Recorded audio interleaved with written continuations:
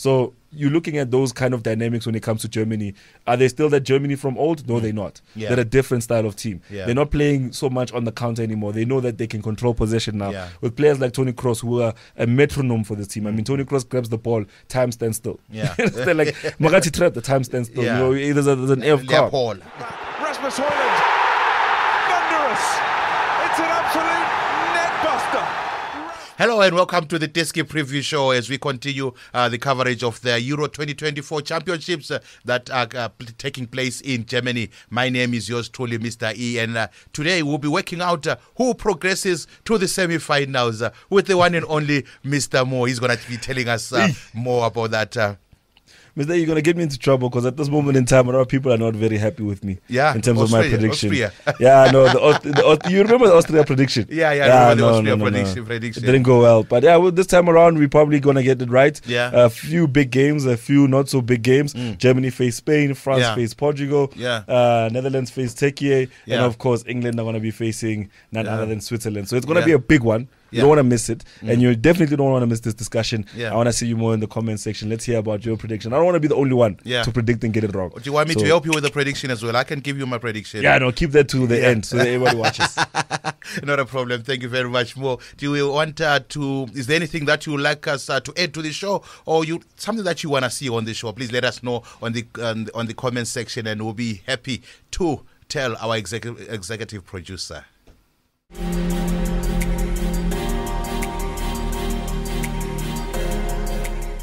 It's the quarterfinals as we take a look at the first match where Spain is going head-to-head with Germany. And more, I must say, Spain has played very well. I think they've won all their matches thus far. Yeah, Mr. E, it's a very interesting time for Spain to be facing Germany. Yeah. Like I said, the Euros, one thing about them is that you will see big games everywhere you look once they get to this part of the tournament. Yeah. Spain versus Germany, two big teams. Two different styles of play, two different forms of success. Yeah. You're talking about world champions historically with Germany, who've done it with West Germany. And now you're talking about Spain, who won their first World Cup in 2010, won back-to-back Euros in 2008 and 2012. So now they come back as a team that for the past decade has not been really active. Not active, but have not really been, spoken in the light that they're spoken of right now. Yeah. You look at the FIFA rankings, Spain right now sitting 8th, with Germany sitting all the way down in 16th in terms of the FIFA ranking. So it tells you that even on paper, while we're looking at two big teams, FIFA doesn't quite rank it as such. You're looking at, when you look at talent for talent, Manuel Neuer versus Unai Simon, you're looking at your Emerick Laporte and Robben Lenormand versus Jonathan Tah and Rodiger. Joshua Kimmich is going to be there. It's a big game in any stretch of the imagination. And one thing about the Spanish side is that they're playing to their strengths. They're playing for the first time. You look at Spain 08. And Spain 08 was a dominant midfield team. Spain 2010. Again, very dominant midfield team. I mean, they had Alonso, they had because I remember in 08 Alonso was not playing so much game time. I mean, Santi Cazorla was also getting a lot of time there on the pitch, but Xavi and Iniesta were the main fixtures of that time. In 2010, it was Alonso, Busquets, Xavi, Iniesta in that midfield from time to time, making sure that the front two, which was at the time David Villa and Fernando Torres, sometimes it was David Villa and Pedro, getting the damage done. And then you get to the 2012 Spain, and they went there with a false line with Cesc Fabregas playing the number 9 role.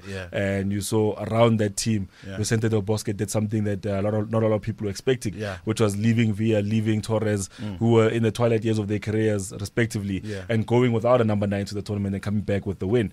So this time around, they're doing something different again, and that's the area I want you to focus on is the wings. You understand?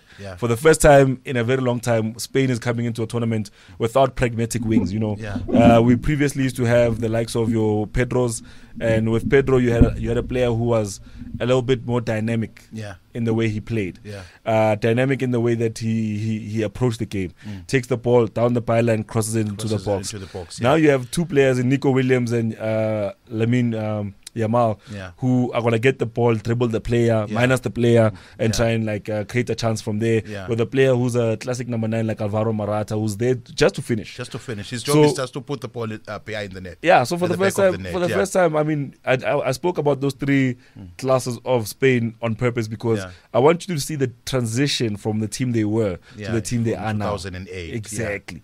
Because in 2008, they were playing with, I keep forgetting this guy's name, man. He played in the midfield, but I'll get it.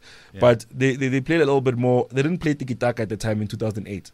In 2010, they were playing tiki-taka with the edge of Xabi Alonso's long ball range, you understand? And then in 2012, they were playing tiki-taka with a false 9. You know what I mean? So they're a team that has evolved over time, you know. And even now with the team they have at the moment, you can't say they're playing tiki-taka because of the way their wingers behave. They're not the kind of players who, once they get into the box, it's like the coach is saying, in the second phase, I want you to play the safe pass. But once you get into the final third, I want you to dribble.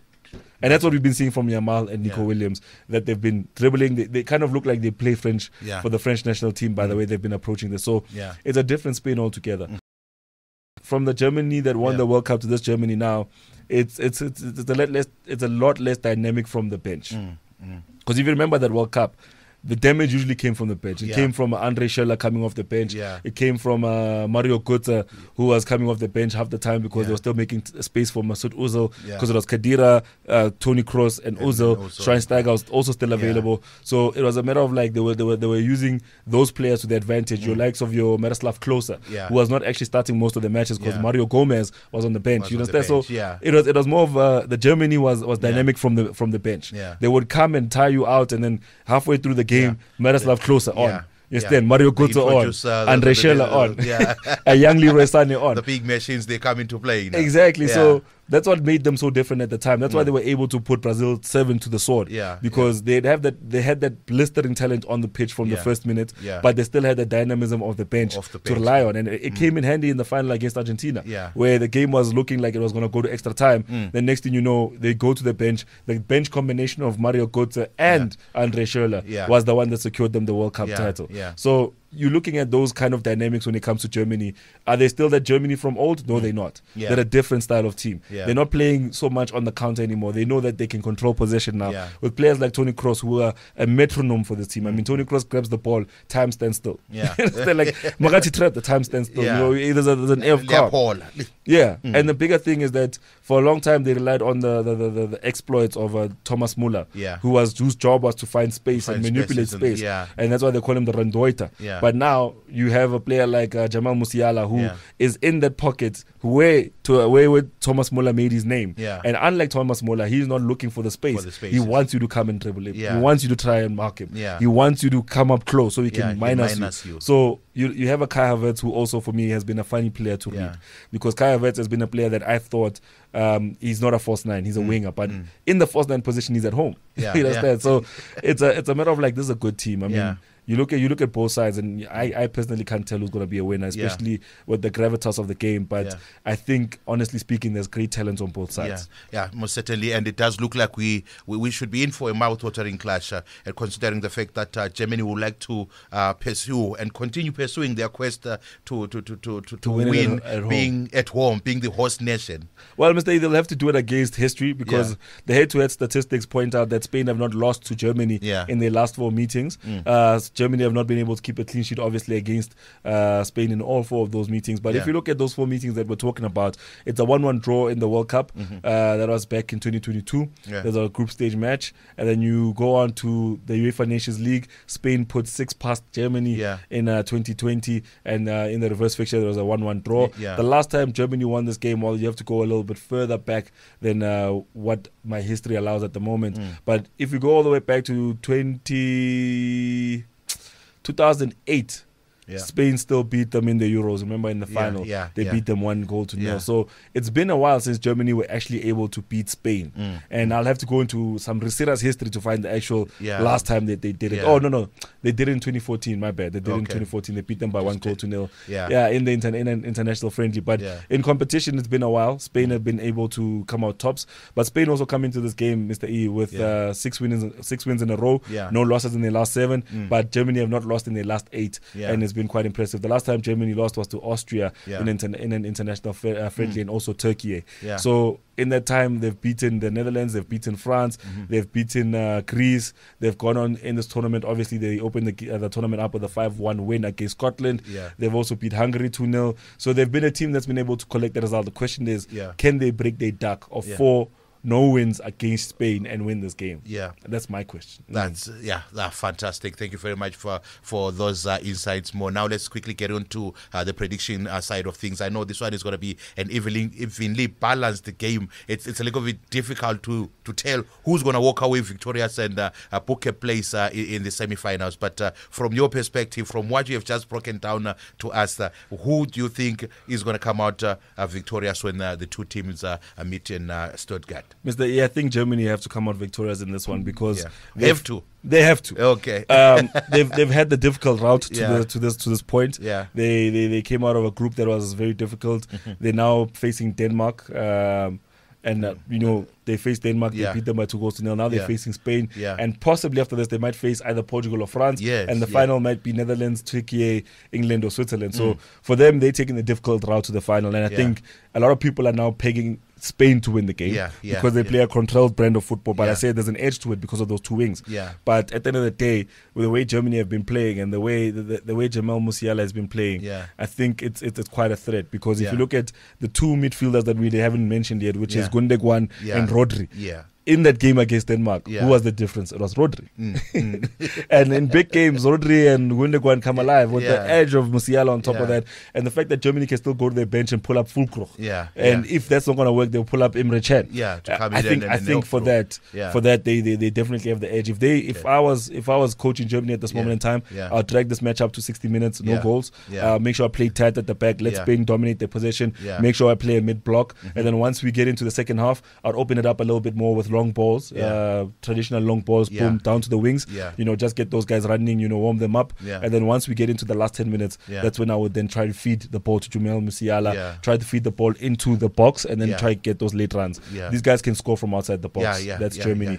With Spain, they want to walk into the back of the net. I think that's going to be their disadvantage against Jonathan Tah, Rudiger. Because everybody forgets how much of a bully Rudiger is. Rudiger is not going to watch you. Rudiger is not going to watch you do whatever you want, as you please. He's not gonna watch Yamal dribble him. He's very tight on the man. I mean, if you're being marked by Rudiger, he's there because he's gonna wear you like a shirt. And put you in his pocket, exactly, the back pocket. So I think for me, Spain have been amazing in this tournament, but Germany have the tools. Germany have the tools. Germany have the personnel. Germany have the coach. This guy is coached by, and he's worked with Borussia Dortmund. He knows these players. These players know him. The likes of Fulkrug, the likes of he knows them very well. Knows them very well. Musiala, those are his players. There's never been a perfect coach and player set up in football since Vicente Del Bosque with Spain. When it comes to Germany, this guy has coached your Dortmund, has coached your Bayern Munich. He's coached these players at club level. You understand? He's challenged for Champions League with these players. He knows He's won leagues with these players. These players know him. The only players you can say that don't really know him is your Gundigans. You understand? And your Toni Kroos. Sorry, I said Rodri and Gundogan. My bad. I meant Toni Kroos and Gundogan. But the players know him, and that's why I think Germany have the edge. And Spain, yes, their coach also has gone through the Spanish ranks in terms of coaching the development stages all the way to the first team. So he also knows these players, Yamals and Nico Williams. Not the first time he's coaching them. So I think from my prediction, Germany just have the tools, and I think Germany walk away with the result. That's more there for you. He's giving us his predictions. He's saying Germany, they look more like the team to pull through and progress to the semi-finals. Stay tuned. When we come back, we're going to be taking a look at our second featured game. It's Portugal. They'll be going head-to-head with the French.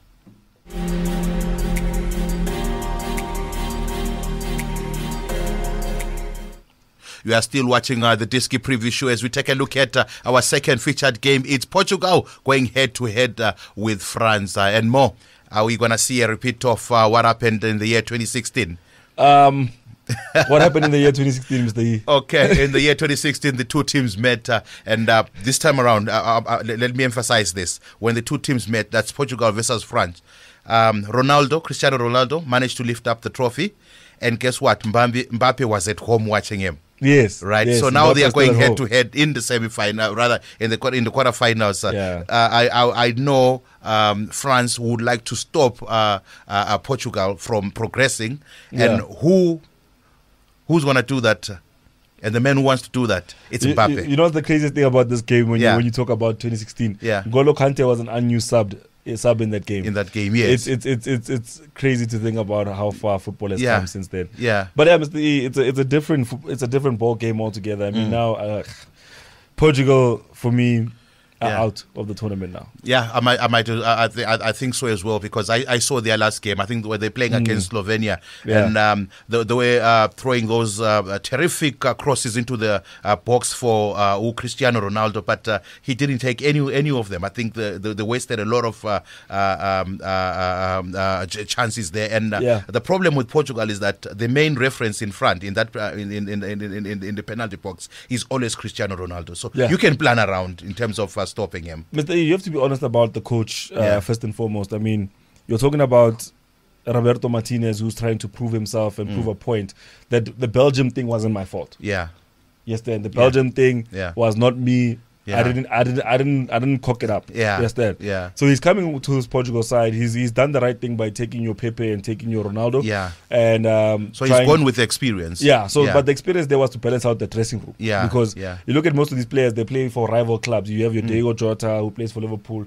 You have your Bruno Fernandes who plays for Manchester United. Yeah. You have your Bernardo Silva who plays for Manchester City. Yeah. And if you think about why that's important and why I'm referring to it, you think of England back in the 2000s when they had their golden era with Beckham, Scholes, Gerrard, Peter Crouch, Rooney, Lampard. Those players, now that you look back, I mean, there was an interview I saw where Rio Ferdinand was making mention of the fact that the problem was that the rivalries at club level sometimes carried over to the national team. To the national team, So now you have that discussion between who's the best, Ronaldo, Gerrard or Lampard. Now they have to play together in the midfield. Yeah. And they both want to show that they're the best. They are the best. So instead of playing for each other, they're playing against each other. Yeah. So that's what happened with that generation of England. And now you look at this generation of Portugal, where the coach is coming in. He knows that Ronaldo can be a uniter or Ronaldo can destroy the dressing room. So by bringing Ronaldo in, it's a diplomatic approach to the tournament. Yeah. I'm not saying that now that you have Ronaldo in the team, you have to use him in every instance. Sometimes you have to explain to him like a big boy and say, listen, Chief, I need to rest you. Yeah. I have a big game possibly coming up next. The game has gone too far. I'm not going to use you for 120 minutes. Yeah. You're not the Ronaldo you were at the age of 32. Yeah. You understand? So now I must rest you. You understand? Let me give a Diego Jota the number 9 role. Let me play someone else down the left. I mean, the way he won it in 2016, Ronaldo won it from the bench. From the bench, Eder was the man who scored the goal. Yeah. So at times you need to tell players like Ronaldo that relax. Sit down. We'll sort it out. Yeah. This one doesn't need you. Yeah. And that's exactly what happened in the previous match where it dragged on for too long. Yeah. Ronaldo missed the penalty. He was crying. Sobbing. Literally. And that tells you that at some level, the coach doesn't really have a full say over his team. Because he's scared to tell Ronaldo that sit down. Yeah. Is that the same thing that was happening at Manchester United when Ronaldo had to be let go because they thought he was too influential and you couldn't tell him anything. He's a star. But I mean, we don't want to speak bad on Ronaldo, but if you look at what happened with him at Juventus, I mean, the rumors and the newspapers came out to say that, when Pirlo came in to coach the team, he was like, look, I'm not building a team around you. Yeah. It's a bad investment. You're at the end of your career. If I build a team around you at the end of your career, what happens if you leave in 2 seasons? In 2 seasons, Then I have a team that has a missing jigsaw. Where am I going to get another Ronaldo? And that's where the misunderstanding comes when it comes to Ronaldo. You can invest in a player like Ronaldo, but invest in him for the right reasons. Don't go and put your backing on a player is not going to carry this team throughout. For a long period of time. There's the same thing that's happening with England. I know we're going to talk about that, but there's sometimes you have to tell your Harry Kane to sit down.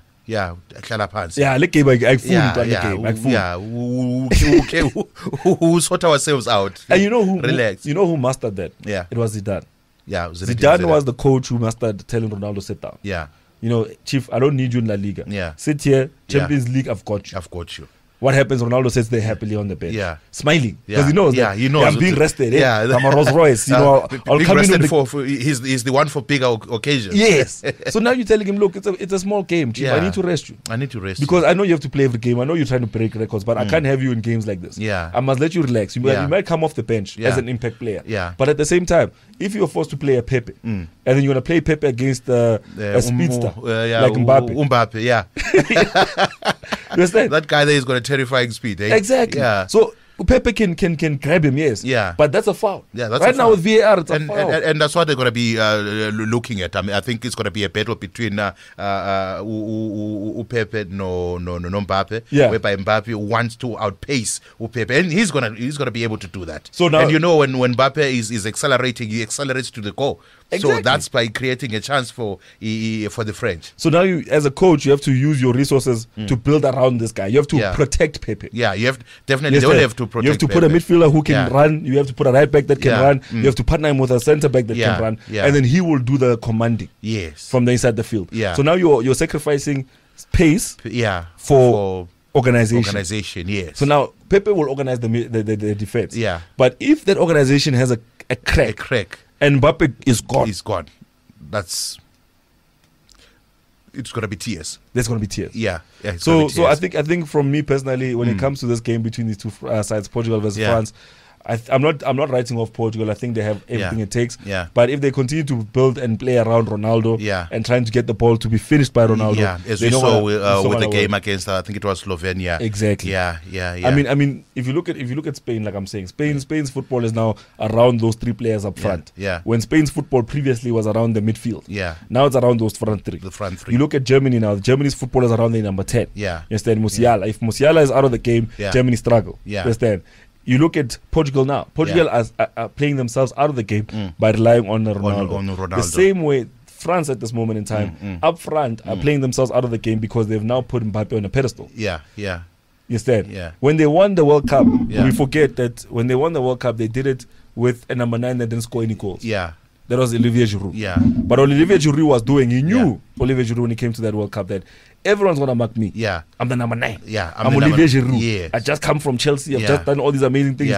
So coach is all eyes on me. Coach is going to say, mark Giroud. Don't let Giroud move. Mbappe is dangerous, but all he is he's a dribbler. He's a dribbler. And he'll go to the flank. He will dribble, but he's not going to get the ball into the back of the net. You understand?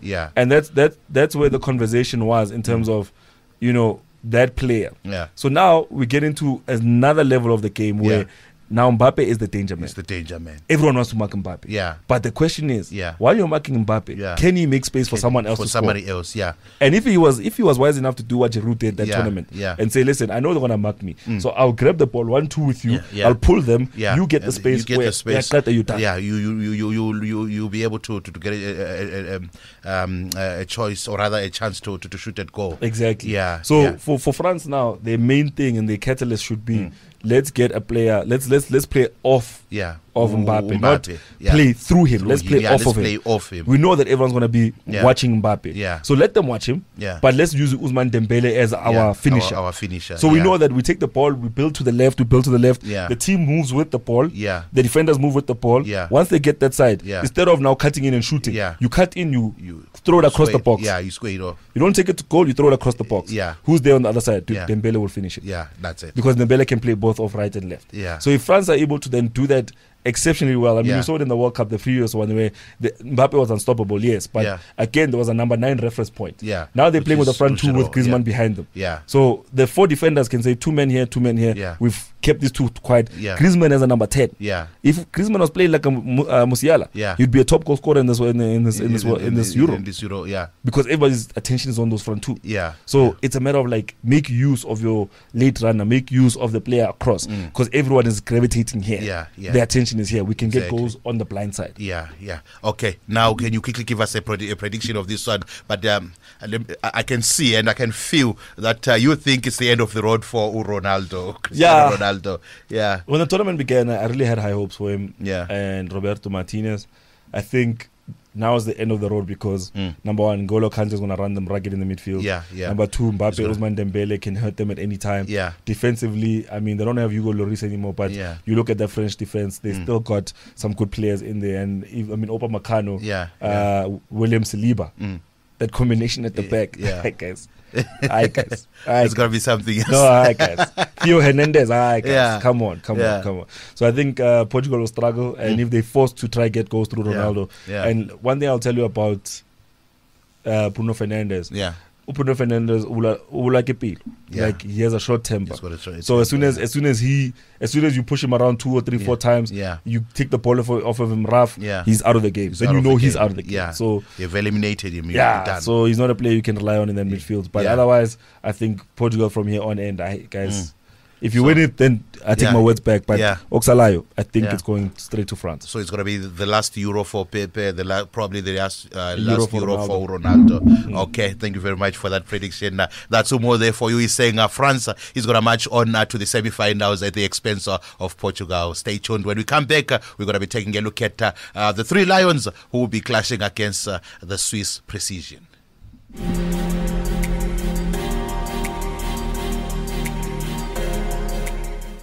We've covered 2 games. If we take a look at the third one, which is England, that will be squaring it off with Switzerland. I think that's going to be an intriguing one, Mr. Mo, because I see England, they haven't been convincing of late.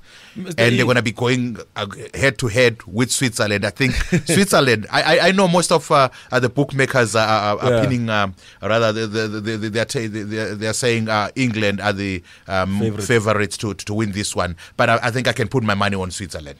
Mr. E, you can confidently do that. To say England are lucky to have made it through the previous round is an understatement. Yeah, because despite the fact that they are littered with superstars, yes, the whole first 11, it's superstars of England. Mr. E, you can give a man a Rolls Royce, but if he has never driven a car before, he's not gonna know what to do with it. Most and I'm not. That's not me being offensive to the coach, Southgate. Unlike everybody else in the media who's saying Gareth Southgate is and social media, Gareth Southgate. He's faced a very, very big backlash of late. I think this man has the most difficult job in world football. I think that job is made more difficult by the way media treat the Premier League. Because if you look at how the media treat the Premier League, especially when it comes to signings and player departures, there's always involvement from the media about players. That if right now, for example, Anthony Gordon wanted to move to Liverpool, the media was all over that thing. You understand? Every time. Something needs to happen. There's a picture of Henderson and Trent Alexander-Arnold laughing with Jude Bellingham. All of a sudden, Liverpool want Jude Bellingham. Jude Bellingham is 100 million. Real Madrid want him now. Now Real Madrid must pay more than 100 million just because of all this media buzz around the player. So there's always this media hype. There's always this media hype. And that's the one thing about Gareth Southgate when selecting this team. He had to select it to appease the people. And for long stretches of time or for a lot of reasons. Sometimes people put the media as the people. They think the media is the people. Is the people. And if the media is saying that, but look at what Kane did at Bayern Munich. Look at what Spanman did. Wait. And I want to make an example of France. France have a Ballon d'Or winner in Karim Benzema. Right? Yes, Karim Benzema is currently playing in Saudi Arabia. They come to the Euro, they left him. They went to the World Cup. They left him after he had his whole spat with Valbuena. Remember the story about him and Valbuena? And they left him. They came back with the trophy. They took him to the previous World Cup. They came back with a silver medal. Now, you look at Didier Deschamps. Didier Deschamps doesn't need to explain himself to these people as to why he's not taking Karim Benzema. He's doing whatever he's doing there. He's a solid coach. He's a solid coach. He doesn't have to explain to the people why I've left the Ballon d'Or. And one thing that as you're saying, one thing that I've noticed about him, that it's not easy to sway him away from his focus and what he wants to do exactly. Because for the longest time, if you think about it, players used to bully their national teams. You'll see Ibrahimovic won't play any qualifiers. They get into the Euro, he's playing. He's there. And once he gets into the team, they can't play now. And that's the thing. You look at a player like, I'm not saying Harry Kane in particular. The problem with England for me is that you have a front four of players who have teams built around them. Bayern Munich are playing around Harry Kane. Arsenal are playing around Bukayo Saka. Manchester City are playing around Foden. Yeah. Real Madrid is playing around Jude Bellingham. Or Bellingham. Now let's start with Bellingham. Yeah. Jude Bellingham is being played as in the Kaká role that Carlo Ancelotti used to have at AC Milan, which was the player who created the play. He was the last reference of attack before they got to into the box. A lot of the goals where Kaká would score, he would score either coming in late runner or the two strikers opening up space with the fullbacks for him to come through the middle. Yeah. And now that player is playing a false 9 in an attacking midfield role. He's playing it from a lot deeper. Yeah. Now you have him playing at number 10 role. Yeah. That is the number 10 That's role. the number 10 role. Jude Bellingham doesn't play a number 10 role. He plays a false 9 number 10. Yeah. Which is basically a player that plays behind two front front strikers. Front strikers, yeah. Those two strikers are wingers. Yeah. They can go wide to go collect the ball, but their whole job is to occupy those two centre backs. Yeah. This player here is supposed to occupy the defensive midfielder or the space between the lines. Yeah. He gets the ball. When he's making a run, he has two options. Those players pull the defenders open. Yeah. So he can get the goals. He can go to, he can have he can see the goal. Exactly. Yeah. So if you think about it, if you're marking, let's say at Real Madrid, you're marking Vinicius Jr. Yeah. Someone passes, Toni Kroos finds Jude Bellingham in the midfield. Yeah. Bellingham starts making a run. Yeah. You have Vinicius Jr. who's turning around and going this way. Yeah. Are you going to wait for Bellingham or are you going to go with you're going to go with Vinicius Jr.? Yeah. When you're going with Vinicius Jr., it leaves a pocket where you used to be. Yeah. Now that pocket has to be filled by a defensive midfielder. Yeah. So now the defensive midfielder is trying to make up that space because the other centre back is occupied by who? Yeah. By Rodrigo. Yeah. You understand? So that's what I'm saying when I'm saying this team, like there's no player that is built around. Yeah. Because for Jude Bellingham now, when he gets the ball in the number 10 role, Harry Kane is not going to try and make a run to open space. Yeah. Harry Kane is making a run to get the goal, to get the ball into the back of the net. So if Harry Kane, if they are taken to the right hand side, and Harry Kane is in the box. He's in the box. He's going to run to the far post. Yeah. Because he wants the cross to come in so he can meet it far post and score. The goal he scored in the previous game. Yeah. He scored it from the far post. Yeah. So obviously, what does that tell you? Yeah. The moment the play is going, he goes to the far post. Yeah. Behind the defenders. The ball will come over. Yeah. Finishes. Yeah. 1-1. That's it. Now, those players that are in this team. Yeah. Let's move on to Foden now. Yeah. Foden is forced to play down the left-hand side. At club level, where is he playing now? He's playing in that Mahrez position. Yeah. And who's playing behind him? It's Kyle Walker. Yeah. When I say behind him, I mean Kyle Walker overlaps behind Phil Foden. Yeah. So most of the time, if they throw a diagonal to the right-hand corner, Phil Foden is not the one putting it down. Yeah. Kyle Walker is. Yes. So Kyle Walker receives, puts it down. Yeah. Where is Phil Foden? Phil Foden is on the edge of the box.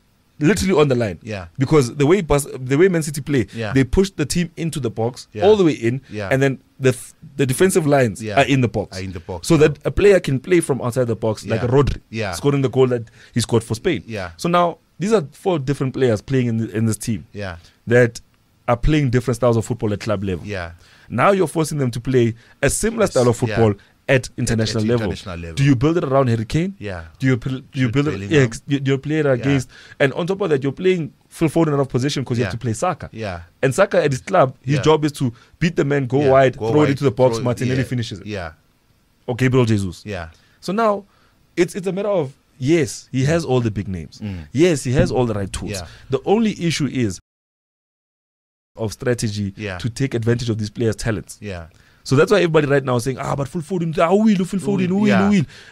He's still the same Phil Foden. Yeah. The only issue is that he's being forced to do it from level. Yeah. He's forced to do it from a different position. Yeah. And now in the game before they played the previous game, Phil Foden, the team goes 1 goal down. What does he do? He leaves his post on the left hand side. Yeah. He goes to the right. Yeah. Saka goes down deeper. Yeah. Next thing you look in the ball goes down long. Yeah. Who puts it down? It's Saka. It's Saka. When it's supposed to be Kyle Walker. Yeah. Now, Saka puts it down. Yeah. Saka gives it to Phil Foden. Yeah. But because it's not Manchester City and we have not pushed the team all the way in, that ball is coming 5 yards from outside the box. Yeah. So Phil Foden has to do what he does at club level, Yeah. but from a further distance, yeah. and he's going to miss. He's going to miss, yeah. You understand? He won't be precise in that. So for me, England at this moment in time, there's a lot of things they need to iron out. People keep thinking that England is about the right blend of players. Yeah. It's not. It has nothing to do with the right blend of players. Yeah. The only thing that can fix England now is choosing to sacrifice certain talents and saying, Chief, you're a big name, but please sit down. Yeah. I want to start with Gerard Bowen. Yeah. I want to start with Phil Foden. Yeah. I want to start with Cole Palmer. Yeah. You understand? And the fact that this coach came out in an interview to say that I don't have Calvin Phillips, I don't have Jordan Henderson. What does that tell you? He's basically saying I don't have the players I want. Yeah. I don't have the players that play my football. And for a coach that went to the final and lost this tournament at the final, that's very disrespectful. That the people would push him into a position where he has to pick players he doesn't need. He doesn't need. And he doesn't know how to use them. He doesn't know how to use them. Yeah. So if let's say, for example, Manchester United fans don't kill me. Kobe Miyano. if Mainu's a one-season wonder. This coach has now forced me to take this player and sacrifice the space of maybe a Jordan Henderson for this player. Yes, the player is solid. But is that player solid, and is that player needed in the team? Because if it's like playing two Declan Rices. You're playing two Declan Rices. You're not going to get anything out of that. You're playing the same thing twice. So now, instead of having this guy used to play with Calvin Phillips, playing from right to left, the Rodri role. He used to play Henderson on the right-hand side, who was playing the box-to-box midfielder like N'Golo Kante. And on the other side, he had like Jude Bellingham, who was playing the number 10 role and being able to affect the game going forward. Now, what does he have? Now you have to play Maino and Rice. The same thing. The same. And then you wonder why you don't get a goal for 89 minutes. You wonder why is the goal not coming. And then you bench Trent Alexander-Arnold. Who in essence is the right player you need for Kane. Because Kane wants the cross into the far post. So that he can head and finish it off. Just that's it. So it's confusion for the team. They've put themselves in a very bad position by pushing this narrative of no, but he's good, he's doing well, he's good. So that means all of us, we're going to be good. It doesn't work like that. Now the coach must take all these stars, but there's no strategy behind them. And I think they were lucky the last time out because, look, it was two ugly goals. It was two ugly goals, we have to be honest. It was two English goals. Those goals for me were orchestrated out of the rule book or the game plan of Tony Pulis and Stoke City. I mean, a Rory Tilap throw in, goal. People focus on the finish, but do you see where the goal came from? The throw in. Quick, fast. You know you're desperate when you have a throw in and I've seen that take us like when we just pick up the ball and if there's somebody just throw the ball to him and then quickly rush. Straight into the box. That's it. That strategy was a strategy we got to familiarize ourselves with Rory Tilap and Tony Pulis at Stoke City. It's been years since we saw the strategy. When push came to shove, England opened up that rule book and said, what is Stoke City doing back in the day? Oh, there we are. And that's what works for them. So it's either they're going to play like that the entire tournament, play ugly, win ugly, then they'll win it. But otherwise, until they figure out which blend of players work for which strategy, from this 23-man squad, there's probably 3 styles of play he can play. But at the end of the day, he only has to choose one. And it won't work with that front four. Most certainly. Hey, those are very, very good insights from Mumo about the Three Lions, which is England. They are currently struggling in this tournament. And I think the last time they played, they were only a few seconds away from elimination. Things could have turned out differently. Now let's quickly get into the prediction of this game, Mr. Mo. It's England versus Switzerland. Who do you think is going to go into the semi-finals and meet the other teams? Mr. E, it's very difficult to say Switzerland will win this game. Purely based on the fact that on the head-to-head stats, England have 5 wins in a row against this team. They have no losses in the last 10. So Switzerland have not been able to beat England in their last 10 meetings. Switzerland themselves, outside of the head-to-head, have 8 games without a loss, while England have 4 games without a loss. So for me personally, based on recent form, I'd go with the Switzerland. But based on history in itself, I'd have to go with England to win it. Okay, so England to progress to the semi-finals. And get knocked out by the Netherlands. Okay. Stay tuned. When we come there, we'll be taking a look at our last and final match, which is Netherlands against Turkiye.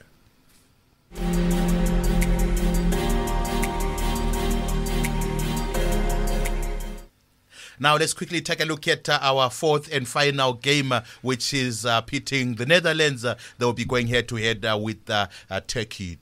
How do you pronounce it? Turkiye. I remember there never used to be an I. Now there is an I. There's an I-Y-E. It used to be Turkey with a key at the end. K-E-Y. Now it's K-I-Y-E. Oh, yeah. That's the one.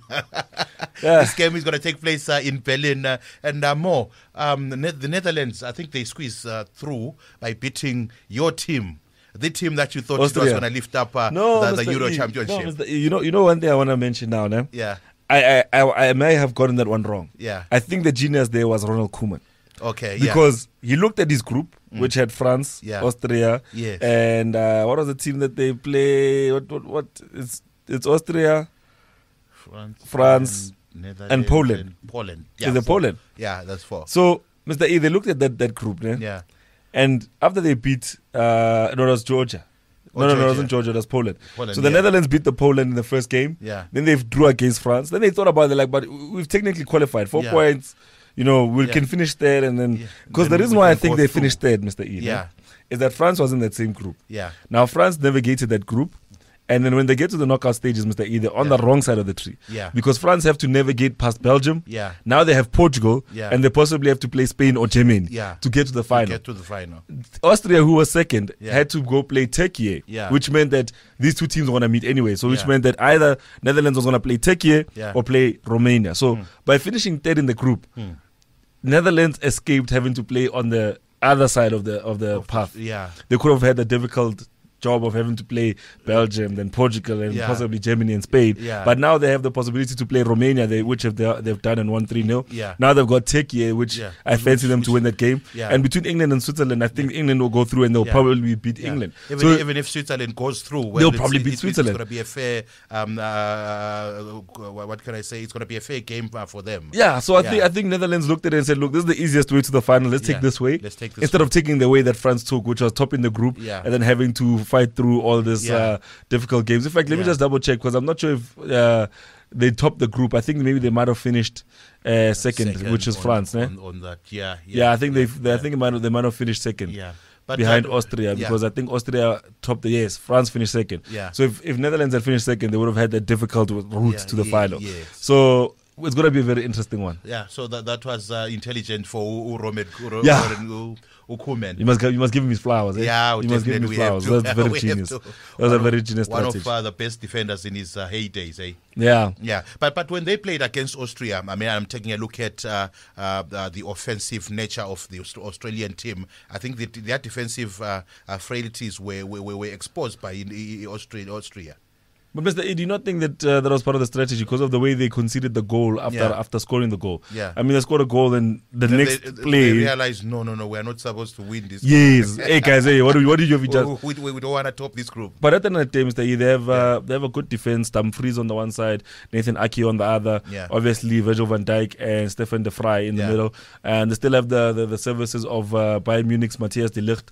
So which means that defensively, these guys are sound. Daley Blind is still on the side, which means defensively they can pack it up. Yeah. My only criticism of the team was that they are lacking in the defensive midfield position, but they went into this previous game with a double pivot with the front four being Cody Gakpo, Memphis Depay, Xavi Simons, and also Steven Bergwijn, which we forgot about. Yeah. They had Mickey van der Ven on the bench. They still have Wout Weghorst, who can come in and do the job dirty. Yeah. And then also Milan, who's also been such a great player. I mean, this team is so balanced at this moment in time that players like Jorginho Wijnaldum and Ryan Gravenberch, who I like him as a footballer, have not been getting so much game time in this tournament because of how stacked the Netherlands midfield is in terms of talent. So it's going to be a very interesting ordeal when they go on against Turkey.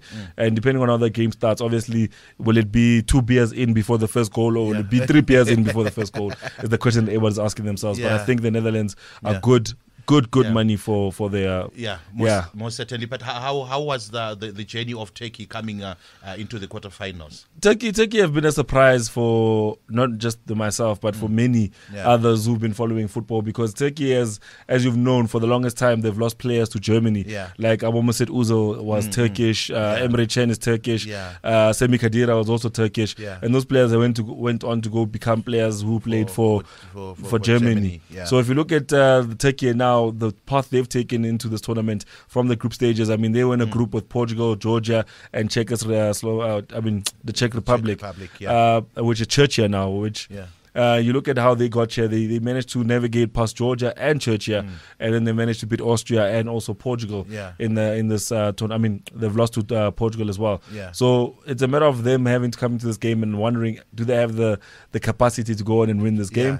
And in the past, they've faced Netherlands a few times, and then the last time they faced Netherlands, Netherlands won that game by 6-1. The time before that, in the World Cup qualifiers, Turkey won that game by 4-2. So it's a balanced affair between these two sides. You can't say this one is a favorite or this one is favorite because 6-1, 4-2 in the same year of 2021, which shows that the history between these two sides has been balanced. Yeah, most certainly. Okay, now let's quickly get into the prediction of this match here. I think the Netherlands, is it the first time that they are going into the quarterfinals since 2008?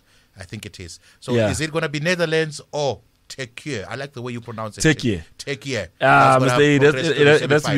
has to be the Netherlands. I made a bet. Yeah. And you seem to be a fan of Rona Koeman. Yeah, I'm a big fan. No, but Mr. E, the Netherlands have fallen short so many times. I mean, you think of 2010. Yeah.